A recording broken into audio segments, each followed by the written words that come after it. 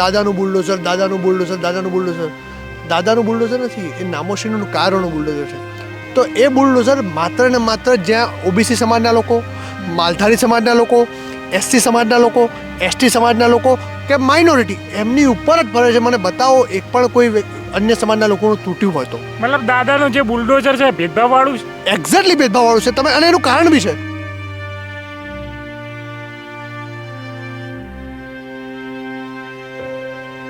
લોકો એમ કહે છે કે ભાઈ ગેરકાયદેસર હોય તો તૂટે, એમાં શું નવાઈ છે? આવી કોમેન્ટ્સ આવતી હોય. ખોટું હતું પાડ્યું છે અને ખુશ થાય છે, કારણ કે હવે તો એક સમાજ એવો ડેવલપ થયો છે કે જે બુલડોઝરની કામગીરીથી ખુશ થાય, અરખાય. આજે મારા ઘર છે કે અરખાય છે, કાલે એને ઘેર આવવાનું છે, પણ એને ખબર નહીં ઉપર ગયું. જ્યાં બંગલા આવે ત્યાં તો દાદાનું બુલડોઝર રિટર્ન મારીને પાછું ભાગી જાય. તમારા રાજભવનમાં 40 ફૂટના રોડ નહીં અને તમે અમારા ઘરમાં 40 ફૂટના રોડ નાખશો એટલે તમે મતલબ પોલિસી વિકાસ માટે હોય, વિનાશ માટે થોડી હોય. તમારી ઉંમર કેટલી છે ભાઈ? મારી ઉંમર 28 વર્ષ ઉંમર છે. 7 વર્ષ પહેલા 21 વર્ષની ઉંમરથી લડવાનું ચાલુ કર્યું કે હું તમને ચેલેન્જ કરું છું કે હું કહું એ સોસાયટી મને મકાન લઈ આપો, નહીં આપે. માલધારીને મકાન નહીં મળે. એને એનું છે સોસાયટીમાં માલધારી સમાજને ન મળે, દલિત સમાજને ન મળે, ઠાકોર સમાજને ન મળે, દેવીપૂજક સમાજને ન મળે, ઇવન રજપૂત સમાજને પણ ન મળે. સરકારે ભૂતકાળમાં 7 ટોટલ એફઆઈઆરો કરી છે મારી પર, પણ નથી દબાયો. તો આજે મકાન તોડ્યું. આજે મારું ઘર તોડીને તમે એમ સમજશો કે મારું ઘર તોડશો તો મારો હોસ્ટેલો તૂટી જશે, તો અશક્ય વાત છે. હું બમણી તાકાતથી લડવાનો છું. હા, નમસ્કાર. ક્રાંતિ માર્ગથી હું વિમિત કુમાર. સાથીઓ, હું અમદાવાદના એ ઓઢવ વિસ્તારમાં છું, જ્યાં અમદાવાદ મ્યુનિસિપલ કોર્પોરેશને માલધારીના જે મકાનો હતા એ એવું બહાનું કાઢીને કે આ તો દબાણમાં આવે છે, અહીંયા કોમન પ્લોટ ખુલ્લા કરવાના છે એમ કહીને ધરાશાય કરી દીધા મોટા ભાગના મકાન. અને જે વ્યક્તિઓનું મકાન ધરાશાય થયા છે એ લોકોનું કહેવું છે કે અહીંયા જે એક કોંગ્રેસના આગેવાન છે જે હંમેશા સતત હક અધિકારની લડાઈ લડતા હોય છે, કોંગ્રેસના નેતા છે, અત્યારે યુથ કોંગ્રેસના રાષ્ટ્રીય પ્રવક્તા છે, એ ભાઈની જે લડાઈના કારણે અમારા મકાન પડ્યા એવો એમને ગેરમાર્ગે દોરવાનો પ્રયાસ કરે છે. ને એ વ્યક્તિ અમારી સાથે છે. જી કપિલભાઈ, શું કહેશો કે તમારી ઉપર એ પણ આરોપ લગાવવામાં આવે છે કે તમારી લડાઈના કારણે આ બધાના મકાન તૂટ્યા? ચોક્કસ એ પ્રકારે આરોપ લગાવવામાં આવે અને લોકોને ગેરમાર્ગે દોરવામાં આવે છે. પરંતુ વિમિતભાઈ, ઓઢવ વિસ્તારમાં ડિમોલેશનની કામગીરી ચાલી રહી હતી અને ડિમોલેશનની કામગીરી એ સંપૂર્ણ ગેરકાયદેસર રીતે ચાલી રહી હતી. અને હું લોકોના મકાનો બચાવવા માટે લડ્યો હતો. હું કોઈના પડાવવા માટે નહોતો લડ્યો. મારું કામ હતું લોકોના મકાનોને બચાવવા. અને વિપક્ષ તરીકે મારું ફરજ છે, મારું કર્તવ્ય છે કે ક્યાંક ખોટું થતું હોય તો ત્યાં સત્યનો અવાજ ઉઠાવવો, ન્યાયની વાત કરવી. મારા વિસ્તારમાં જે ડિમોલેશનની કામગીરી ચાલી રહી હતી, એક સુપ્રીમ કોર્ટના ચુકાદાને પણ ઘોળીને પી ગયું કોર્પોરેશન. એ રીતે માત્ર એક દિવસની નોટિસ આપીને લોકોના 60 વર્ષ જૂના ઘર તોડી રહી હતી. તમે કોઈનું 60 વર્ષનું ઘર એક દિવસમાં ન છીનવી શકો. એટલીસ્ટ સુપ્રીમ કોર્ટે એટલું કીધું 15 દિવસનો સમય આપો, વૈકલ્પિક વ્યવસ્થા આપો. તો સુપ્રીમ કોર્ટે જાહેર ચુકાદો આપણે 2024માં જ કહ્યું છે. અને એના માટે હું લડી રહ્યો હતો કે લોકોના જોડે આ રીતે અન્યાય ન ચાલે, લોકોના મકાન આ રીતે ન તોડી શકાય. ત્યારે આ સરકાર કિન્નાખોરીપૂર્વક એ મારા ઘર ઉપર આક્રમણ કરે. અને વિમિતભાઈ એ દિવસે મેં જાતે તમારું પોતાનું મકાન તૂટ્યું? આ મારું પોતાનું મકાન છે. કયું? આ પાછળ તમારું પોતાનું? મારું પાછળ. અને દિવસે મેં પોતે એવું કહ્યું હતું કે તને મારાથી કિન્નાખોરી હોય, તમને મારાથી રાજકીય વેરઝેર હોય, કપિલ દેસાઈ આંખના કણાની જેમ ખૂંચતો હોય તો મારું એકલાનું તોડ દો, પણ બીજા લોકો ન તોડશો. એવું તો તમે શું કર્યું કે જે આ લોકો છે જે એમને આંખના કણાની જેમ તમે ખૂંચવા લાગ્યા? કપિલ દેસાઈ નામનો યુવાન, એ પછાત વર્ગમાંથી આવતો યુવાન, 28 વર્ષનો યુવાન, સરકારની સામે આંખથી આંખ મિલાવીને લડે, સરકારને 3 વાર ઝુકાવે. સરકારની સામે ભૂતકાળમાં મેં ગુજરાત પોલીસનો પગાર વધારો કરવા માટે લડત ચલાવી હતી અને મારી પર 5 એફઆઈઆરો કરી હતી. ત્યારબાદ સરકાર ઝૂકી હતી ને પોલીસનો 5 થી 7 હજાર પગાર વધારો કરવો પડ્યો હતો. એટલે 5 એફઆઈઆર તમારે પોલીસે કરેલી? પોલીસ માટે જ આંદોલન કરેલું, પોલીસનો પગાર વધારો કરવા માટે જ આંદોલન. ક્યાં કોઈ તોફાન નહીં, ક્યાં કોઈ હો હુલ્લડ નહીં, બિલકુલ ગાંધીજીના માર્ગે, બિલકુલ ક્યાં કાયદો અને વ્યવસ્થાની પરિસ્થિતિ ન બગડે, ક્યાં પોલીસ ગેરમાર્ગે ન દોરાય, એ રીતે અમે ગુજરાતના લોકોએ અવાજ ઉઠાવ્યો હતો. મતલબ તમે ગુજરાત પોલીસ માટે લડતા હતા અને એ પોલીસે જ તમારી ઉપર એફઆઈઆરો કરી. મારી પર 5 એફઆઈઆરો ચાલતી હતી. નામદાર હાઈકોર્ટે મારી પરની 5 એફઆઈઆરો રદ કરી છે. પરંતુ હું લડતો હતો ગુજરાત પોલીસ માટે. સરકાર માનવું પડ્યું. સરકારે 2022માં ચૂંટણીઓ આવી, ખબર હતી કે લોકો અવાજ ઉઠાવી રહ્યા છે, તો ચૂંટણીને સામે જોતા 5 થી 7 હજારનું એ લોકોને એનાઉન્સ વધારી આપ્યું. એને એનાઉન્સને પણ હું લોલીપોપ ગણાવું, પણ 5 થી 7 હજારનો ફાયદો થયો તો એ અમારી લડતના કારણે થયો. અહીંયા અમદાવાદની સૌથી મોટી સમસ્યા ખારીગેટ કેનાલ, જે અમદાવાદ પૂર્વની સૌથી મોટી સમસ્યા 12 કિલોમીટર લાંબી ખારીગેટ કેનાલ, જેની આજુબાજુમાં ગંદકી, મચ્છરોનો ઉપદ્રવ, લોકોનો રોગચાળાનો ભોગ બનતા હતા, એની સામે હું લડતો હતો. એની સામે મેં Delhi central pollution control board સુધી રજૂઆતો કરી. 7 વર્ષની લડત બાદ અમારા મંત્રી, ધારાસભ્ય અને સરકારે ઝૂકવું પડ્યું. 7 વર્ષ બાદ 1200 કરોડનો પ્રોજેક્ટ મંજૂર કરવો પડ્યો. એટલે તમારી ઉંમર કેટલી છે ભાઈ? મારી ઉંમર 28 વર્ષ ઉંમર છે. 7 વર્ષ પહેલા 21 વર્ષની ઉંમરથી લડવાનું ચાલુ કર્યું? હું મારી ઉંમર જ્યારથી થઈ સમજણ આવી ત્યારથી હું લોકો માટે લડું છું, લોકો માટે કામ કરું છું. હું ક્યારેય સમાજ, ધર્મ, જાતિ નથી જોતો. હું જ્યાં માણસ તકલીફમાં છે, જ્યાં કોઈ માણસની વેદના છે, જ્યાં ન્યાયની વાત છે, જ્યાં અન્યાયની વાત છે, ત્યાં હું જઉં છું. ત્યાં હું બેફિકર, બેખોફ રીતે લડું છું. સરકારે ભૂતકાળમાં 7 ટોટલ FIR કરી છે મારી પર, પણ નથી દબાયો. તો આજે મકાન તોડ્યું. મકાન એટલા માટે તોડ્યું કે મેં ખારીગેટ કેનાલમાં 1200 કરોડ મંજૂર કરવા પડ્યા, ઝુકાયા. એના પછી વિમિતભાઈ, અમારા વિસ્તારમાં સીઓમ આવાસ યોજના છે. 1300 પરિવારો બેઘર થયા હતા. અમે રજૂઆત લઈને કમિશનર શ્રી આગળ ગયા. કમિશનર શ્રીએ ફાઇલ ફેંકી કે આ મકાનો ક્યારેય ન મળે. અને અમે ઠાન્યું કે આ મકાનો મળશે, અમે લડીશું. મારી પર FIR કરી હતી. મારી પર એ ટાઈમની FIR આજે મુદ્દો તો ચાલુ છે. એમાં એક પણ મારા સમાજનું મકાન નથી. કોઈ એમ કહે કે ભાઈ આ તો રબારી છે, રબારીના મકાન પડે લડે, કે આ તો એનું પોતાનું પડ્યું છે એટલા માટે લડે. તો શિવમમાં એક પણ રબારી સમાજનું, માલધારી સમાજનું મકાન નથી. ત્યાં બધા જ સમાજોના મકાન છે અને એમના માટે પણ હું લડું છું. એટલે એમાં પર તમારી FIR થઈ? એમાં મારી પર FIR. એના હજી મુદ્દે તો ભરો, એની મુદ્દે તો ભરું છું. પણ એમાં સરકારને ઝૂકવું પડ્યું. સરકારને ઝૂકવું પડ્યું ને માનવું પડ્યું કે 1300 પરિવારો સાચા છે, મકાન આપવા પડે. ને આજે પરિવારો ખુશખુશાલ છે ને હું એમાં ખૂબ રાજી છું. મતલબ તમે જ્યાં લડ્યા ત્યાં બધે FIR થઈ તમારી? થઈ બધે FIR કરી મારી સામે. હા, અને એ છેલ્લે ના ઝૂક્યા એટલે મકાન તોડ્યું, એવું કેવો છો? હા, FIR કરીને કપિલ નથી ઝૂકતો. કપિલને 15 દિવસ જેલમાં પૂર્યો તોય નહીં ઝૂક્યો. એટલે કપિલને એનું ઘર તોડી દઈએ તો કપિલ ઝૂકી જશે એવું મનમાં છે. પણ એ આપની ક્રાંતિ માર્ગ ન્યૂઝના માધ્યમથી એ કાયરો સાંભળતા હોય તો કાયરો કાન ખોલીને સાંભળી લે કે કપિલ જે તાકાતથી તમારી સામે લડતો હતો ને, આવતીકાલે બમણી તાકાતથી લડવાનો છે. અને બમણી તાકાતથી આજે મારું ઘર તોડીને તમે એમ સમજશો કે મારું ઘર તોડશો તો મારો હોસલો તૂટી જશે, તો અશક્ય વાત છે. હું બમણી તાકાતથી લડવાનો છું. બમણી તાકાતથી અન્યાયની સામે લડવાનો છું. આજે વિમિતભાઈ, આપણા ગુજરાતમાં સૌથી મોટો સમસ્યા છે, તમે સાંભળ્યા, દાદાનું બુલડોઝર, દાદાનું બુલડોઝર, દાદાનું બુલડોઝર. દાદાનું બુલડોઝર નથી, એ નામોશીનું કાયરોનું બુલડોઝર છે. અને વિનીતભાઈ કોની ઉપર ફરે છે? એ બુલડોઝર કોની ઉપર ફરે છે? લોકો કહેશે કે જાતિની રાજનીતિ કરો છો.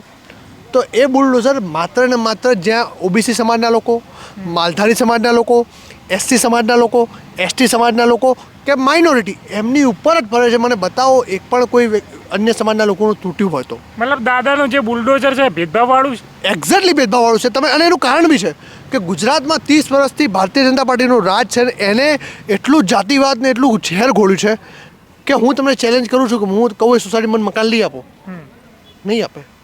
માલધારીને મકાન નહીં મળે. NANOC સોસાયટીમાં માલધારી સમાજને ન મળે, દલિત સમાજને ન મળે, ઠાકોર સમાજને ન મળે, દેવીપૂજક સમાજને ન મળે, ઇવન રજપૂત સમાજને પણ ન મળે. એટલે અમુક સમાજો છે કે જેને ક્યારેય NANOC સોસાયટી મકાન મળવા નહીં. હવે સ્વાભાવિક છે પણ NANOC સોસાયટી મકાન ન મળે તો હું વસાહતોમાં રહેતો હોઉં, હું કોઈ જૂના અમને આવાસો ફાળવેલા હોય ત્યાં રહેતો હોઉં. અને દાદાનું બુલડોઝર કયા NANOC સોસાયટી કે કયા બંગલા ઉપર ગયું? જ્યાં બંગલા આવે ત્યાં તો દાદાનું બુલડોઝર યુટર્ન મારીને પાછું ભાગી જાય.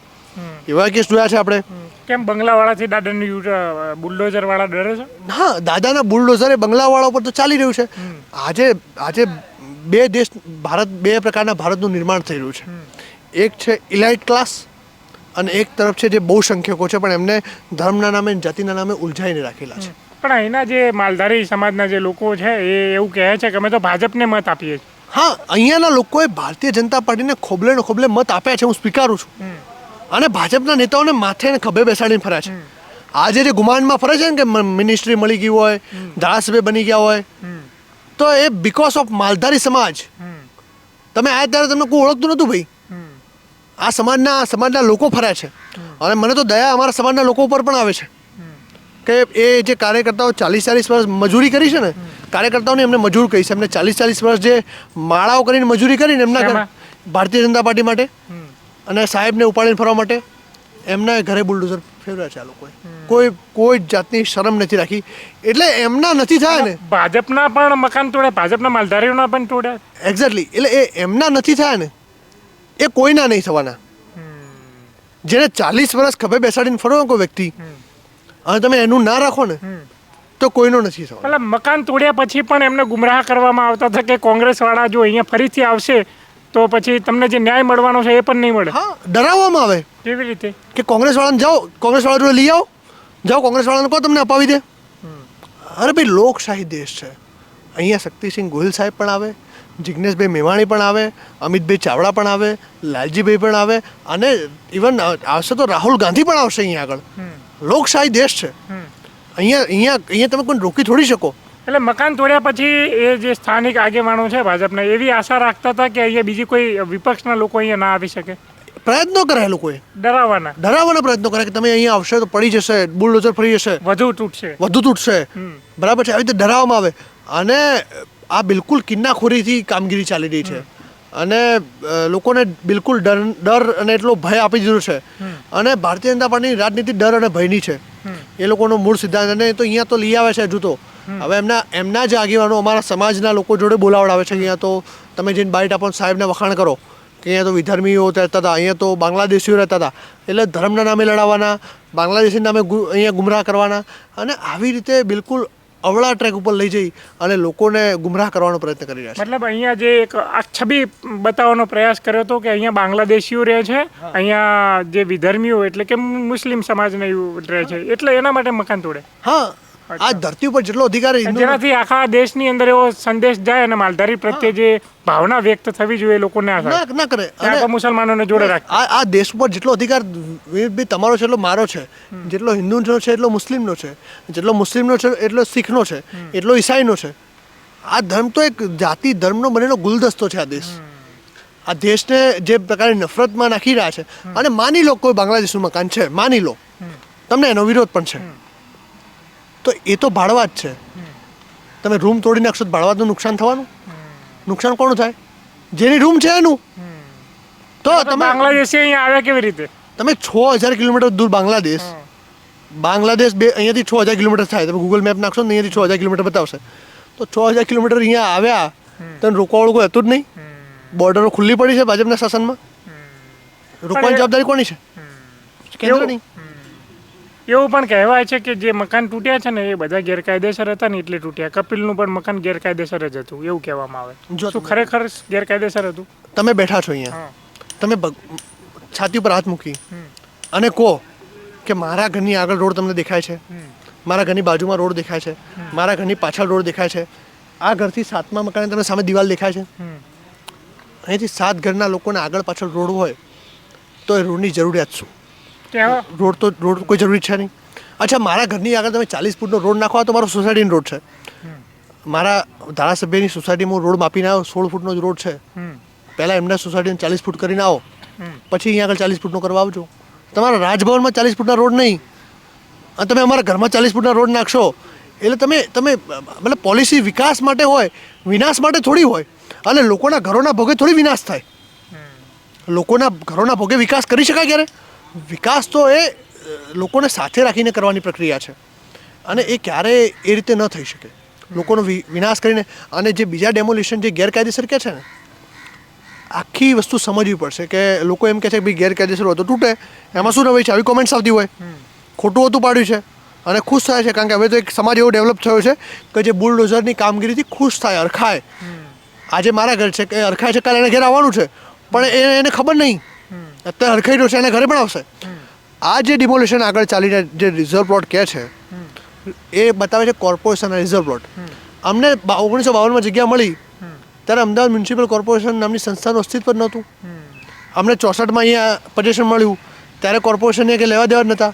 અહીંયા કોર્પોરેશન આવી 1987માં, એટલે કે 23 વર્ષ પછી અમે રહેવા આવ્યા. બરાબર, તો અમે તો કાયદેસર હતા. તમે આયા, તમારા કાગળ ઉપર 1990માં પહેલી ટીપી કરી, તમે તમારા કાગળ ઉપર અમને ઇલીગલ બનાવ્યા છે. અમે તો લીગલ હતા. અમને ઇલીગલ બનાવ્યા કોને? અમદાવાદ મ્યુનિસિપલ કોર્પોરેશને. તોય અમારો સમાજ તો એટલો ખુદદાર છે કે એમ કે છે કે તમે એમ કહો છો ને કે આ કોમન પ્લોટની જગ્યા તો સરકાર નક્કી કરે જે ભાવ, એ ભાવથી અમે પૈસા આપવા તૈયાર છીએ. અને સરકાર પૈસા લે અને અમને કાયદેસર કરી આપે. જી કપિલભાઈ, આપે જે રીતે પોતાની વાત મૂકી, શક્તિસિંહ ગોહિલ પણ અહીંયા આવ્યા હતા અને અત્યારે તમારી જે પ્રસિદ્ધિ વધી રહી છે કેવું લાગી રહ્યું છે? નહીં, પ્રસિદ્ધિ વધી રહી એના કરતાં પણ વેદનાઓ જે છે ને એને વાચા મળવી જોઈએ. અને હું શક્તિસિંહ ગોહિલ સાહેબનો પણ આભાર માનું છું, કોંગ્રેસના મોડી મંડળનો આભાર માનું છું. અને આ વાત જવી જોઈએ ગુજરાતના છેવાડા સુધી કે ગુજરાતના માલધારીઓ કઈ રીતે ટાર્ગેટ થઈ રહ્યા છે. પહેલાં ગાયો ગૌચર છીનવી લીધી, ત્યારબાદ ગાયો છીનવી લીધી અને હવે રબારીઓના મકાન પણ છીનવી લેવામાં આવી રહ્યા છે માલધારીઓના. અને આ ટેસ્ટિંગ પહેલું ઘટના ઓઢવમાં કાલે બીજા વિસ્તારોનો પણ નંબર આવવાનો છે. એ અમદાવાદ હોય, રાજકોટ હોય, સુરત હોય, વડોદરા હોય કે ક્યાંય પણ હોય, એક માત્ર માલધારી નહીં, એ ઓબીસી, એસસી, એસટી તમામ સમાજો એ સરકારના નિશાને છે. એ લોકો જાગે તો સારું છે. જી, આ હતા આપણી સાથે કપિલભાઈ, જેમણે એક યુવા છે, 28 વર્ષની માત્ર એમની ઉંમર છે, 21 વર્ષની ઉંમરથી એમને લડાઈ ચાલુ કરી હતી. અને એ લડાઈના કારણે તમે એમને કહેવા મુજબ કે એમનું મકાન પણ એ લડાઈના કારણે જ પડી ગયું. પોલીસ માટે લડ્યા, કેનાલમાં જે કેનાલનો પ્રશ્ન એના માટે લડ્યા, જે ઘર વિહોણા હતા એના માટે લડ્યા અને એના જ કારણે એમને પોતાને ઘર વિહોણા થવું પડી રહ્યું છે. ઘણા લોકો એમ કહે છે કે રાજનીતિની અંદર યુવાઓને તક નથી મળતી, તક મળતી નથી, ના મળે પણ તક મેળવવા માટે શરૂઆતથી લઈને અત્યાર સુધીની મહેનત કરવી પડે. આ ભાઈએ 21 વર્ષથી મહેનત કરી, 28 વર્ષ સુધીની જે એમની મહેનત પરિશ્રમ છે, છતાંય હજુ એમને સંઘર્ષ અને વેદનાઓમાંથી ગુજરવું પડે છે. બાકી જોતા રહો ક્રાંતિમાર્ગ ઇન્કલાબ જિંદાબાદ.